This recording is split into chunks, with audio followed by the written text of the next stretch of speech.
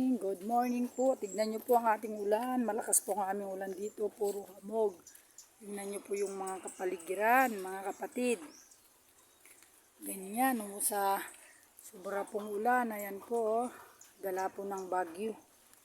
Ang aking tanim na patola. Yan na po. Lumaki-laki na po yung tanim kong patola. Nabuhay na siya. Kasama yung mga kunting talong. Mahirap naman ng ganito, ulan lagi. Yan po, basa pa po yung kalsada. Tingnan nyo po yung ulan. Tingnan nyo po yung mga pine tree dun, kaganda po. Oh.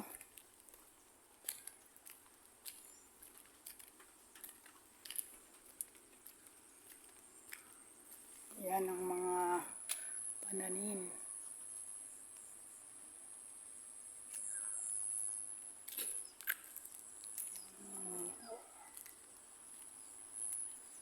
Ayan po yung pananim po. Tingnan nyo po yung patubig. Kaganda po ng namin. Malapit kami sa bundok.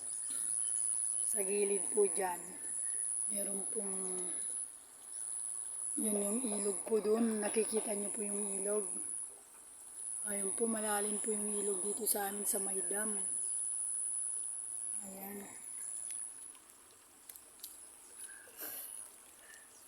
Yan po yung namin, kapaligiran namin po mga kapatid. Ayun po, lalim po ng aming ilog. Lumalim na naman po yung malapit sa dam. Ayun po.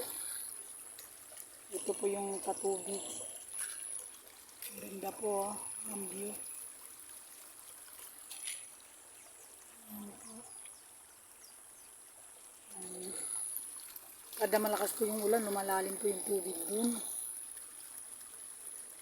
Yan po yung namin dito ngayon mga kapatid. Good morning mga idol.